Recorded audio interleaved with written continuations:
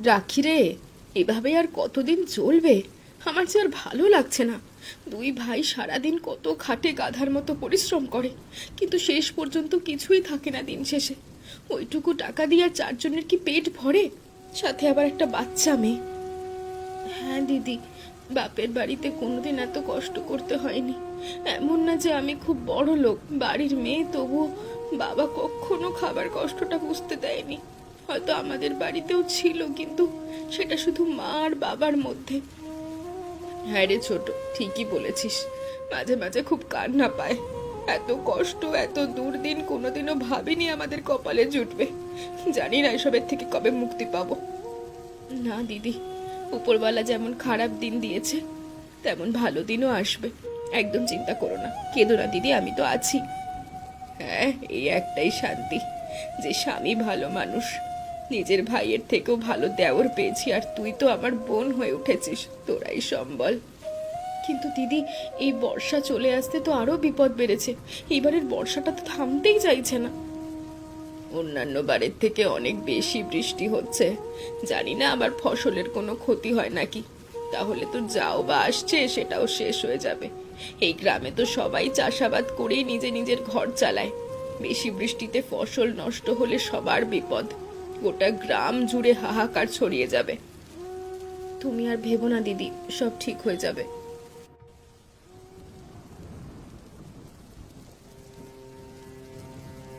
সবুর কর কৈলাস, সবুর কর। এবার না হলে আর কতদিন। এই আদিত্য আর মাধবের জ্বালায় গ্রামের লোক এখনো অন্ধ। ঠিক বলেছিস দাদা। ওই দুটো যেন সাধু হয়ে ঘুরে বেড়াচ্ছে। আমার তো দুজনকে সহ্যই হয় না।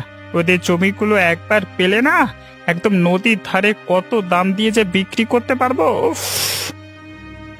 সত্যি। মাধব আর আদিত্যর বাবার জমি এখন আমাদের নামে হতো, যদি সেই আদিত্য না ঢুকে পড়তো মাঝখানে। মাধবের তো বুদ্ধি কম, এই আদিত্যটা হলো চালাক। তাই তো বলি, এবার একটু খেলা খেলি, হ্যাঁ, একটু গুজব ছড়িয়ে দিই মাধব আর আদিত্যের বিরুদ্ধে, হ্যাঁ। গুজব নয়, প্রমাণ লাগবে। আমাদের সেই মতো কাজ করতে হবে, কিন্তু কি প্রমাণ? ভাব কৈলাস, ভাব। জমির ফসল নিয়ে কিছু বললে কেমন হয়? বর্ষা চলে এসেছে, আর এইবার যে হারে বর্ষা নেমে এসেছে, আমার মনে হয় না যে ফসল খুব একটা ভালো উঠবে, সব ফসল নষ্ট হবে। দারুণ তো। লোকজন তো এমনিতেই ভয় খায়, তাদের আর একটু ভয় দেখালেই হলো।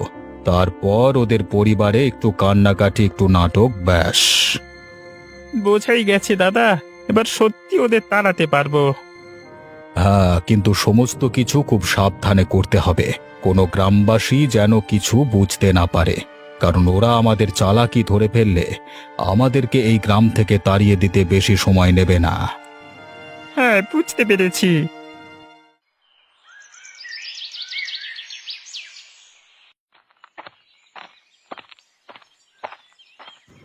সারা বছর খাটাখাটনি করলাম, আর মাত্র কয়েকটা দিন, তারপরেই সব ফসল কাটা হবে। সব ফসল বিক্রি করেই ঘরে কিছু টাকা আসবে, আর ওই দিন তো সবার বাড়িতে বাড়িতে উৎসব। হ্যাঁ, হ্যাঁ দাদা, ঠিকই বলেছ। চল ভাই, তাড়াতাড়ি পা চালা। দাদা, দেখো তো এটা কি হচ্ছে, মাঠে মাঠে এত জল, হায় ওপরওয়ালা! সব গেল ভাই, সব গেল। সব ফসল তলায় তলায়, জলের তলায় চলে গেল। এতটা জল এলো কিভাবে? রাতে বৃষ্টি হয়েছিল ঠিকই, কিন্তু তাই বলে এত জল? আমাদের যে সব ফসল জলের তলায় রে! সারা বছরের খাটনি এভাবে জলে মিশে গেল। এবছর কি খাবো দাদা? ঘরে বউ আমাদের ছোট নিশা আছে, তার মুখে কি তুলে দেব? মেয়েটা যে বড্ড ছোট, ও তো এসবের কিছুই বোঝে না। কাঁদলে কিছু হবে না, আমাদের আবার শুরু করতে হবে। কিন্তু কিভাবে? আমি তো কিছুই ভাবতেই পাচ্ছি না। শুধু আমাদেরই না, আরো বাকিদেরও ফসল নষ্ট হয়েছে।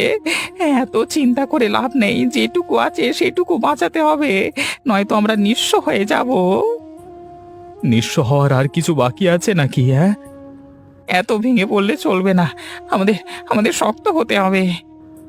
কিন্তু গ্রামের মাঠ তো শুধু আমার আর তোর নয়, আরো অনেকের কান্না ঘুরে বেড়াচ্ছে। পুরো গ্রামবাসীর মনে শোকের ছায়া নেমে এসেছে রে।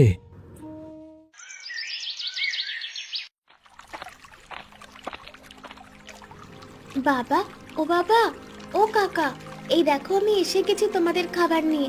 একটু দেরি হয়ে গেল, তোমাদের খিদে পায়নি তো? কি হলো, তোমরা কথা কেন বলছো না? কি গো, কি হয়েছে তোমাদের? মুখগুলো এমন শুকনো কেন দেখাচ্ছে? কিছু হয়েছে? আমাকে বলো তোমরা। জমিটা গেল রে মা, সব ফসলগুলো গেল, সব গেল আমাদের। কি বলছো কি কাকা? কি বলছো এসব? হ্যাঁ তাই তো, জমিতে তো অনেক জল। ফসল সব পচে গেছে, জল ঢুকে গেছে হঠাৎ করে। এবছর কিছুই উঠবে না, খালি হাতে ফিরতে হবে। তোমাদের মুখে খাবার উঠবে না, আমরা কি না খেয়ে থাকবো? কি হবে আমাদের? যাই হোক, তোমরা এত ভেবো না, দেখবে উপরওয়ালা সব ঠিক করে দেবে। এত চিন্তা করো না, আমি খাবারগুলো এনেছি, খেয়ে নাও। আমরা ভাবছিলাম তুই বুঝবি না, বুঝলি? আমি না বুঝলেও দেখতে তো পাই, মায়ের মুখে চিন্তার ছায়া, তোমাদের চোখে শূন্যতা। এত কষ্ট করেও যদি কিছু না পাও, তবে কেন এত সকালবেলা উঠে মাঠে যাও? কারণ আমরা আশা ছাড়তে পারি না, তাই রোজ ছুটে আসি।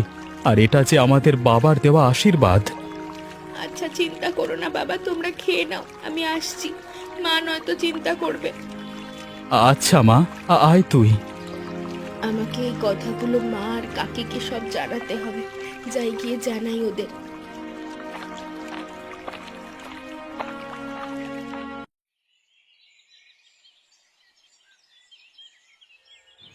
মা, কাকি, তোমরা জানো আজ কি হয়েছে?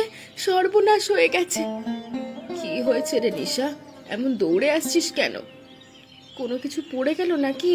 অমন হাঁপাচ্ছিস কেন? বলবি তো কি হয়েছে? না কাকি, জমির সব ফসল নষ্ট, পানিতে সব ভেসে গেছে। বাবা আর কাকা একদম চুপচাপ বসেছিল মাঠে।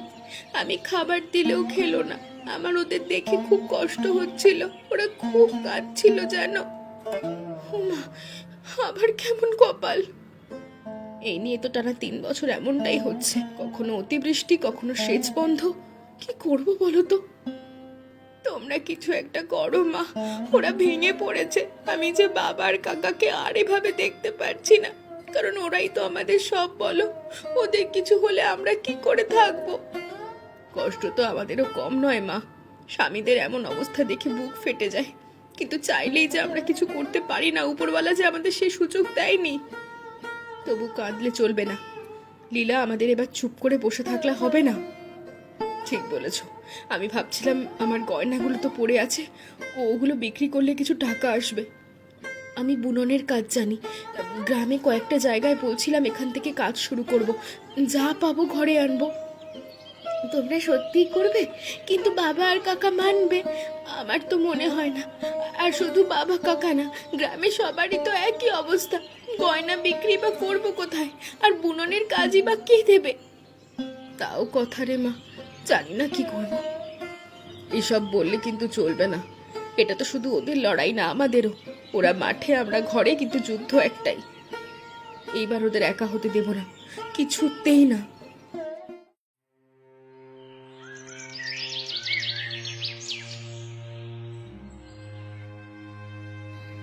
শোনো শোনো, শুনে রাখো সবাই।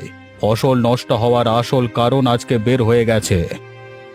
কি বলছো ভুবন? কি সেই কারণ? কি কারণ জানো?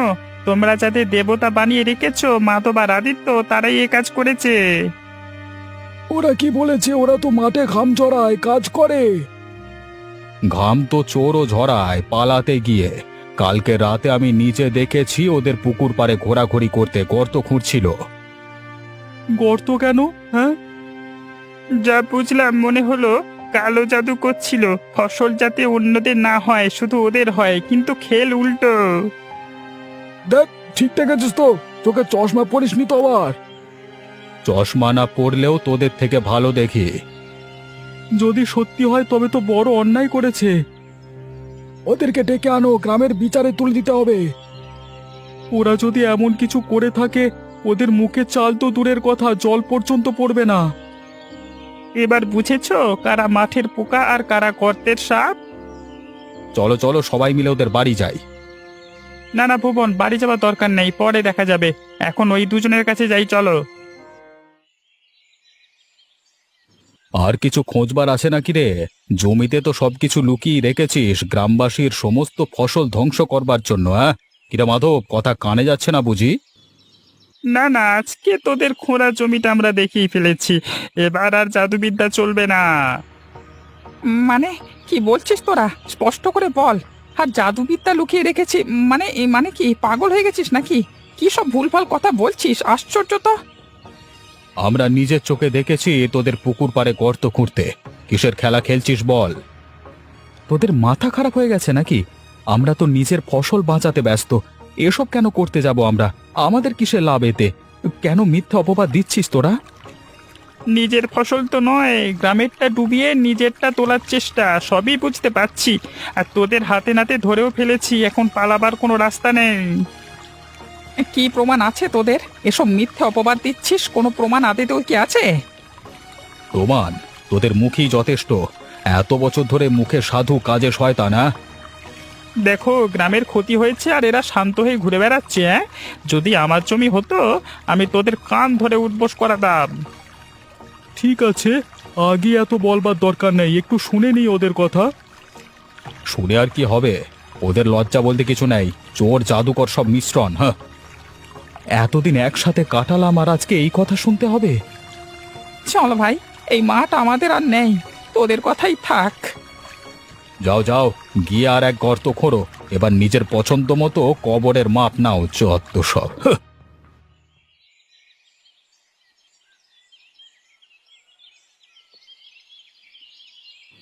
কি গো, তুমি চলে এসেছো? এই জলটা খাও, সকাল থেকে তো কিচ্ছু খাওনি। খিদে নেই, কেমন বুকটা ভার লাগছে। কি হয়েছেটা কি বলো আমাকে। যদিও আমি শুনেছি কিছুটা নিষাদ থেকে। সেটা তো আছেই, ফসল নষ্টের দুঃখ। তার উপর সবাই বলছে আমি আর মাধব নাকি ফসল নষ্ট করেছি।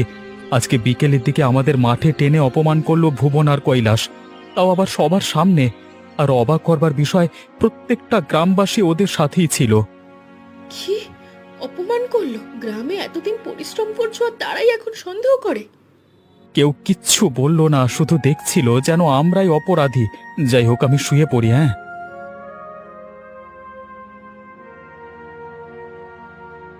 আমি সব শুনেছি। ওরা যদি সত্যি এমন কিছু করে থাকে তবে শুধু পুরুষরা কেন বুঝবে? ঠিক বলেছ। কাল রাতে আমরা দুজন পাহারা দেব, দেখি কোন কারণে সবার ফসলের এই বাজে অবস্থা। আমাদের আসল সত্যিটা উদ্ঘাটন করতেই হবে। ঠিক বলেছ দিদি, আমাদের সবটা জানতেই হবে। আর হ্যাঁ, তার আগেও এই কৈলাসবাবু আর ভুবনবাবুকে শাস্তা করতে হবে। তারা কেন না জেনে শুনে আমাদের স্বামীকে হবে অপমান করবে, তাও আবার সম্পূর্ণ গ্রামবাসীর সামনে? এটা একদম ঠিক নয়। হ্যাঁ, আমাদের তাহলে কাল সকালেই ওদের বাড়ি যেতে হবে। তারপর না হয় রাতের বেলা পাহারা দেব। সমস্ত কচু গাছ কে এভাবে নষ্ট করছে শুধুমাত্র বৃষ্টির জলের কারণে, এটা কখনো সম্ভব নয়। ঠিক আছে, আমি এখন যাচ্ছি। তুমি বেশি চিন্তা করো না, শুয়ে পড়ো। আচ্ছা ছোট।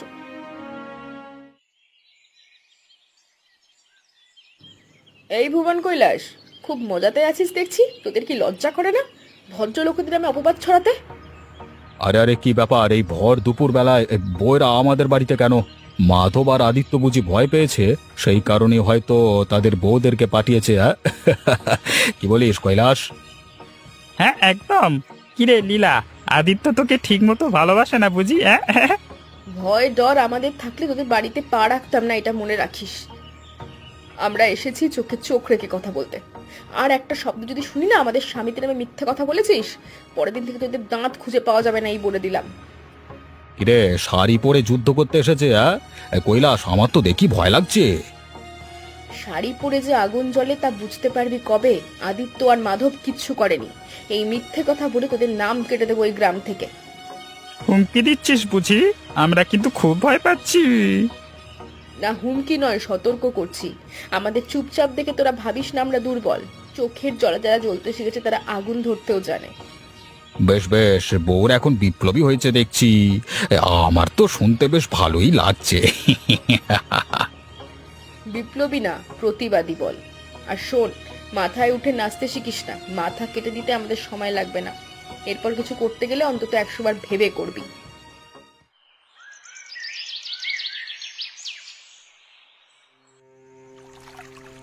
দিদি, আমরা চলে তো এলাম, কিন্তু রহস্য কি সমাধান করতে পারবো? আমার খুব চিন্তা হচ্ছে। চিন্তা করিস না ছোট, এসেছি যখন কিছু না কিছু একটা বের করেই যাব। দিদি, ওই দেখো জল থেকে কিছু একটা ঢুকছে ওই দিক দিয়ে। নদীর বাঁধ ভেঙে গেছে মনে হয়, জল তো একেবারে জমির মধ্যে ঢুকেছে। হ্যাঁ, আর দেখো দেখো জলে কিছু একটা নড়ছে মনে হচ্ছে। কি গো ওটা? আলো তো ওইদিকে ফেলো তো একবার, বুঝতে পারবো তাহলে। ওরে বাবা, এ তো মাছ, বেশ বড় সড়ো। ইলিশ মাছ তো, নদীর ইলিশ ঢুকে পড়েছে ধান খেতে, আর সাথে কচু খেতেও। কচুর গাছগুলো একেবারে চিবিয়ে খেয়ে ফেলেছে দেখ, এই জন্যই সব নষ্ট হয়ে গেছে। ভেবেছিলাম কেউ বুঝি ইচ্ছে করে এসব করছিল, কিন্তু এখানে তো উল্টো, এখানে তো মাছের ভোজের আসর বসেছে।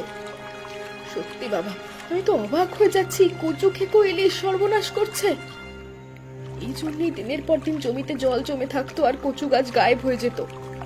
আর এই সুযোগ নিয়ে ভুবন আর কৈলাস আমাদের স্বামীদের দোষ দিয়েছে, আর সমস্ত গ্রামবাসীও সেটা বিশ্বাস করেছে। তাদের মুখে কলকলি, আর এদিকে মাছ চিবোচ্ছে কচু। সত্যি বাবা হাস্যকর।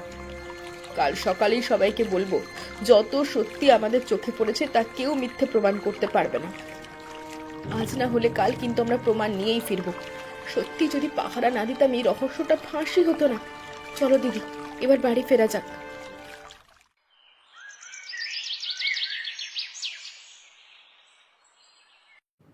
ওই আদিত্য আর মাধবের বউদের খুব বার বেড়েছে, কালকে কিভাবে শাঁসিয়ে গেল আমাদের।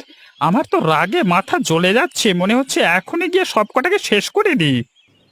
সব সহ্য করি রে কৈলাস, কিন্তু কালকে রাতে যা হয়েছে সেটা আমার জীবনে প্রথম অপমান। আমার তো গায়ে হাত তুলতে ইচ্ছে করছিল ভাই। কি সাহস ওই মেয়েদের, হ্যাঁ? মেয়ে ছেলে হয়েও এমন ভাষায় হুমকি। চোখে চোখ রেখে কথা বলছে রে, যেন আমরাই চোর, আমরাই পাপী, আমাদের খরব দিয়ে এসে অপমান, কি সাহস! আর লীলা কি যেন বললো, মাথায় উঠলে মাথা কেটে দেব। মাথা, আমাদের মাথা, উফ। আমি যদি কিছু করতাম না তখন গ্রামের সবাই বলতো মেয়েদের গায়ে হাত তুলেছি, কিন্তু ভুল করিনি। সময় আসুক, দেখাবো কার হাতে কত জোর। ওদের এখন নিজেকে রানী মনে হচ্ছে। আদিত্য আর মাধব তো কিছু বলছে না, তাই বেশি উঠছে। আরে উঠতে দে না, যত উপরে উঠবে পর্বার আওয়াজ তত বড় হবে। জানিস তো, মেয়ে মানুষ ওরকম একটু তিরিং বিরিং করে। এদের সোজা কিভাবে করতে হয় সেটা আমার জানা আছে। কি করবি ভাই, কিসে থামাবি ওদের? আগে দেখে নি ওরা আজকে আবার মাঠে যায় কিনা, কি হয় পরে তারপর সেটা বোঝা যাবে। হ্যাঁ, তারপর কিছু ভাবা যাবে না হয়।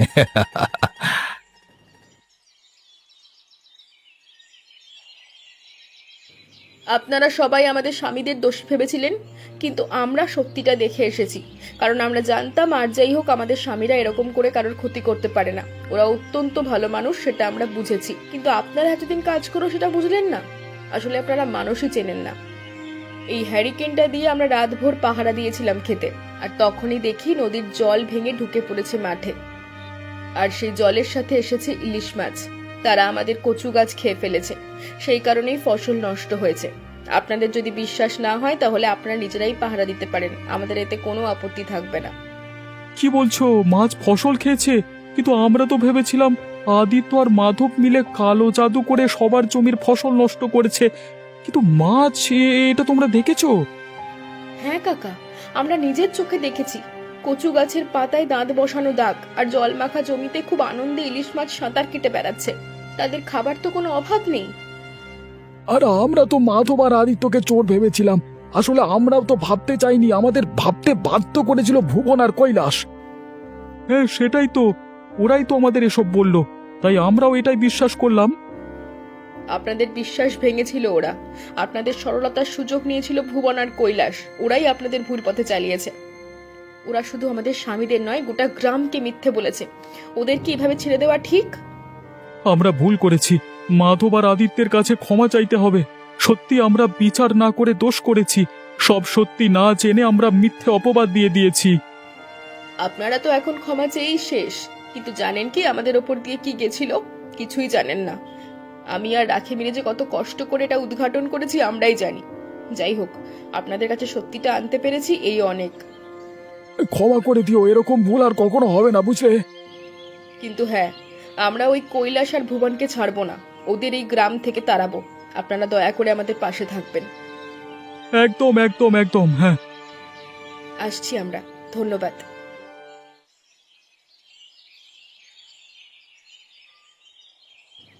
কিরে কৈলাস আর ভুবন, বাড়িতে লুকিয়ে বসে আছিস বুঝি? ভয় পেয়েছিস নাকি? নিজের দোষ সবার সামনে চলে এসেছে। কতদিন চুপ করে সহ্য করলাম তোদের অপমান, মিথ্যে চক্রান্ত।